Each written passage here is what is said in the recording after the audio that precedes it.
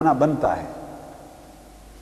مگر ایک بات ذہن میں رکھ لیں کہ مترجم جب ترجمہ کرتا ہے تو وہ ایگزیکٹ قرآن نہیں ہے، اس کی اپنی صلاحیت اور استعداد علم کی کتنی ہے ماڈرن نالج میں اور قرآنک نالج میں، وہ اس کے مطابق گریسپ کرتا ہے اور ایکسپریس کر دیتا ہے۔ اس لیے قرآن مجید کو جب ترجمے سے پڑھتے ہیں تو کئی مقامات چونکہ آپ عربک ٹیکسٹ پر خود مہارت نہیں ہوتی، جب ٹرانسلیشن کے ذریعے پڑھتے ہیں یا اس کے حاشی اور تفسیر کے ذریعے پڑھتے ہیں تو کئی جگہ ایسے مقامات آپ کو ملتے ہیں کہ جہاں ان سائنٹیفک آئیڈیاز لگتے ہیں کہ ان سائنٹیفک بات ہو گئی، کنفیوژن کریٹ ہوتا ہے، بھئی یہ تو سائنس اس بات کو ریبٹ کر چکی ہے اور ان سائنٹیفک سی بات ہے، یہ ایمبیگوس بات ہے، یہ سائنس کی اسٹیبلشڈ ریالٹیز کے ساتھ اس کا کانفلکٹ اور کنٹرڈکشن ہے، and you want to resolve but you couldn't it۔ اب یہ سمجھتا ہے انسان کہ شاید اس وجہ سے وہ لوگ جو قرآن اور اسلام کا حقیقی اور بنیادی علم نہیں رکھتے وہ اس مغالطے میں پڑ جاتے ہیں کہ شاید قرآن کا نالج ان سائنٹیفک ہے، یہ 1400 سال پہلے نازل ہوا تھا اور سائنٹیفک نالج آج ہزارہا ڈیولپمنٹل پروسیسز میں سے گزر کے ایک بڑے کمال کے مقام کو پہنچ گیا ہے، تو محسوس کرتا ہے انسان کہ کچھ گویا گیپ ہے سائنٹیفک ماڈرنٹی میں اور قرآن مجید کے ٹیکسٹ اور اس کے نالج میں، ڈیوائن نالج میں۔ اسی طرح اور مختلف ویوز اور آئیڈیاز جب آدمی ترجمے اور تفسیروں کے ذریعے پڑھتا ہے تو کئی جگہ اس کو محسوس ہوتی ہے کہ یہ بات اپ ٹو ڈیٹ نہیں ہے، اپ ٹو مارک نہیں ہے، سائنٹیفک نہیں ہے، فیکچول نہیں ہے، تو انالائز کرتا ہے اس کو سائنٹیفکلی، ریزننگ کے اوپر جانچنا چاہتا ہے، تو درست ہے ہر بار ریزننگ بھی درست نہیں ہوتی، ہیومن ریزننگ بھی غلط ہوتی ہے اور ہٹ اینڈ ٹرائل میتھڈ میں چلتی ہے اور ایرر ہوتا ہے، ڈگری آف پروبیبلٹی ہوتی ہے ہیومن ریزننگ میں، ایون سائنس میں بھی مور دین 70% ڈگری آف پروبیبلٹی ہے، اور مشکل سے جا کے کوئی تھیوری لا اور پرنسپل کے مقام پہ پہنچتی ہے بیونڈ ڈاؤٹس، مگر اس کے باوجود انسان کنفیوز ہوتا ہے۔ یہاں یہ بات سب سے پہلی بات جو اس وقت میں کہنا چاہوں گا، چونکہ اس کے بعد ہم سائنٹیفک اسٹڈی کی طرف بھی آ رہے ہیں، یہ کہنا چاہوں گا کہ ایسے کنفیوژن کے صرف دو ریزنز ہیں، ذہن میں رکھ لیں۔ یا تو وہ کنفیوژن اس مترجم اور مفسر نے کریٹ کیا ہے، وہ قرآن نے کریٹ نہیں کیا۔ قرآن کے ایک لفظ کے کئی معنی ہوتے ہیں،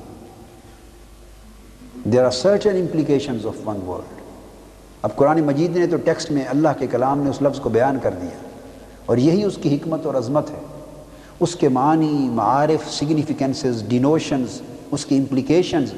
متعدد ہوتی ہیں۔ لفظ قرآن کا ایک ہوتا ہے، میننگز میں پلوریلٹی ہوتی ہے۔ یہ کام اب کامل مترجم اور مفسر کا ہے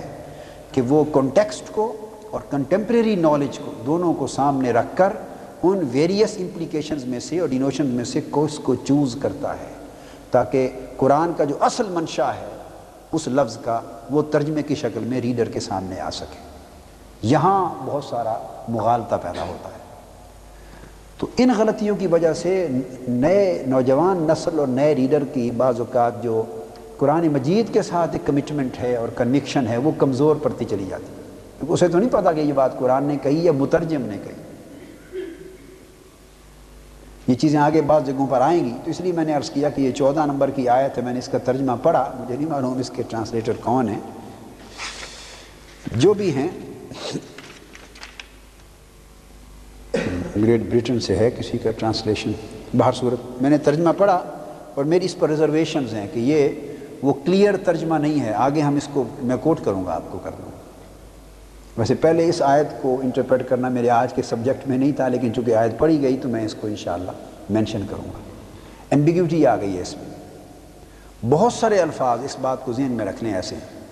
جن کے بہت سارے معنی ہیں، اور مترجم کو چونکہ سائنٹیفک نالج نہیں ہوتا، وہ لٹریچر کا آدمی ہوتا ہے، ڈکشنری کا آدمی ہوتا ہے، ایٹیمولوجی کا آدمی ہوتا ہے، وہ ایگزیجس کا، تفسیر کا، انٹرپریٹیشن کا، کلاسیکل نالج کا آدمی ہوتا ہے، اس کا اس سائنٹیفک فیلڈ پر گریسپ نہیں ہوتا، لہٰذا وہ عام تراجم دیکھتا ہے، ہر مترجم کا طریقہ، بہت سارے ترجمے تفسیریں دیکھتا ہے، تو ریڈیلی اویلیبل نالج میں سے جو زیادہ اپروپریٹ فیل کرتا ہے اس کو وہاں اپنے ترجمے میں اکاموڈیٹ کر لیتا ہے، اور بعض اوقات ایک ہی غلطی اگر ترجمے میں ہو گئی تو وہ ٹریول کرتی۔ لہٰذا ایک بات یہ ہے کہ قرآن کو سمجھنے کے لیے ایٹ لیسٹ دنیا کے ہر نالج کا بیسک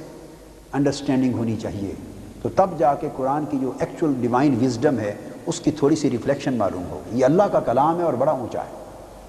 اس میں کبھی کوئی بات غلط نہیں کہی گئی۔ جو شخص جب بھی اس کی کسی بات کو قرآن اور حدیث اور اسلام کی بات کو غلط سمجھے گا، یا اس کی اپنی انڈرسٹینڈنگ میں غلطی ہے، یا جو ریڈلی ورلڈلی نالج اویلیبل ہے اس کو اس وقت سائنٹیفک ابھی وہ غلط ہے، اور اس کو سٹل کئی ایولیوشنری پروسیس میں سے گزرنا ہے to reach certainty and to reach the real stage and correct level. جب وہ نالج اپنی تھیوریز کو چھوڑتا چھوڑتا اپنے کریکٹ اور سرٹن مقام پر پہنچے گا تو لا محالہ وہ قرآن کی کہی ہوئی بات کو سرٹیفائی کر دے گا اور ویریفائی کر دے گا۔ یہ دو باتیں ممکن ہے آج وہ سمجھ نہیں آ رہی ہوں، مگر ذہن میں رکھ لیں کہ آج ہیومن ریزننگ جس مقام پر آج ہے 50 سال پہلے اس مقام پر نہیں تھی۔ ایون 60s سے پہلے کسی کا چاند پر چلے جانا پوری دنیا میں کوئی تصور نہیں کر سکتا تھا۔ یہ ایفرٹس اوائل 60s میں شروع ہوئی، ہوتے ہوتے اور امریکن پریزیڈنٹ نے جو اس وقت پریزیڈنٹ تھا اس نے اعلان کیا کہ ہم بائی دی اینڈ آف 60 ہم مون پر پہنچ جائیں گے۔ اس اعلان پر دنیا حیرت زدہ ہو گئی تھی، یہ کیا بات کر دی۔ اس کے بعد یہ کریز ہو گیا، چلتے چلتے چلتے وہ دن آیا کہ وہ چاند پر پہنچے۔ آج سے 50 سال پہلے اگر آپ کسی کو یہ بات کہتے کہ کوئی جائے گا چاند پر اور اس کے بعد زمین سے امریکن پریزیڈنٹ ٹیلی فون کال کرے گا اور چاند کے اوپر جو ایکسپلور کرنے والے ایسٹروناٹس ہوں گے وہ اس کی ٹیلی فون کال پر کنگریچولیشن سنیں گے، وہ کال ریسیو کریں گے چاند پر، تو کوئی آدمی یہ سن کر یہ کہتا اس وقت کہ یہ پاگل آدمی۔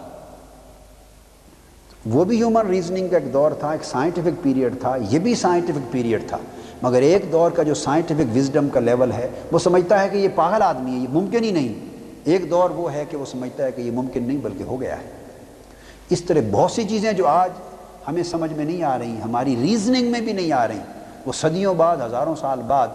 وہ ہماری اگلی نسلیں نالج کو وہاں تک لے جا چکی ہوں گی کہ وہ ہماری آج کی بات بہت پیچھے رہ جائے گی۔ تو یاد رکھ لیں ہیومن نالج ہمیشہ ایولیوشنری پروسیس میں ہے، ٹرائل اور ایرر میں ہے، ڈیولپمنٹل پروسیس میں ہے، اور it is going beyond and beyond and it has still to reach the conclusive level. Human knowledge گزر رہا ہے، آگے جا رہا ہے، پچھلے کو کئیوں کو کینسل کرتا آگے جا رہا ہے۔ نیوٹن نے لاز آف موشنز دیے تھے، اس کے اندر اس نے کچھ آئیڈیاز دیے، ان میں سے کئی چیزوں کو آئنسٹائن نے آ کے ریجیکٹ کر دیا، غلط ثابت کر دیا۔ آئنسٹائن نے کچھ لاز دیے، اس کے لاز آف موشن کے بعد تھیوری آف ریلیٹیوٹی میں کچھ چیزیں ریجیکٹ کر دی گئیں، اس کے ریفرنس بھی آئیں گے ہماری ٹاک میں۔ وہ چلتا رہا، پھر ریسنٹ 60s میں اور 70s میں ایڈون ہبل اور پینزیاز ہبل امریکن سائنٹسٹ ہوئے، انہوں نے آئنسٹائن کی تھیوری آف ریلیٹیوٹی کی کئی چیزوں کو رد کر کے نئے آئیڈیاز کو ڈیولپ کر دیا۔ یعنی ایک ہی صدی کے اندر بڑے بڑے نامور سائنسدان جو سائنس کی ہسٹری پر اتھارٹی ہیں، ان کی فائنڈنگز ریجیکٹ ہو کے پھر آگے چلتی جا رہی ہیں، اور آگے معلوم نہیں کیا ہوتا ہے۔ یہ تو ہے ہیومن نالج۔ مگر دوسری طرف پرابلم کیا ہے؟ پرابلم جو انسان کو پیش آتا ہے وہ یہ کہ دوسری طرف قرآنک نالج ہے، یہ کریٹر آف دا یونیورس نے ریویل کیا ہے اللہ نے، اور اللہ کے رسول صلی اللہ علیہ وسلم کے ذریعے ہیومینٹی کو ملا ہے۔ اس نالج میں نہ کوئی ہٹ اینڈ ٹرائل ہے، نہ کوئی ٹرائل اینڈ ایرر ہے، نہ ڈیولپمنٹ ہے، نہ ایوولوشن ہے، نہ اس میں ہائپوتھیسز ہیں، نہ تھیوریز ہیں، نہ ایکسپیریمنٹس ہیں، اور نہ انہوں نے ایک پروسیس کے بعد جا کے کسی فائنل فنڈامنٹل پرنسپل اور لا پر پہنچنا ہے۔ Any divine word communicated by Almighty Allah to His Prophet from its very beginning is the final one. And each and every divine revelation in the sentence of the text of Holy Quran, and each and every sentence of the text of the Hadith of Prophet sallallahu alaihi wasallam, uttered from the mouth of Holy Prophet, peace be upon him, is the final reality and the final absolute reality. There is no chance of trial and error, no chance of rejection, there is no degree of probability even. Whatsoever was uttered by Holy Prophet ﷺ was for all times to come the absolute reality and nothing can be challenged. اب یہ زمین آسمان کا فرق ہے دو levels of knowledge میں، کہ ایک 1400 سال پہلے جو بات اتر گئی وہ آج سے 14 کروڑ سال بعد کے لیے بھی وہی سچ ہے، اس میں پرماننس ہے، وہ پرپیچول ہے، ان چینجنگ ہے،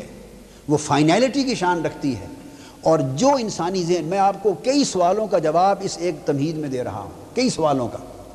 اور انسانی ذہن اور ریزننگ جو اس کو چیک کرنا چاہتا ہے، ایویلویٹ کرنا چاہتا ہے،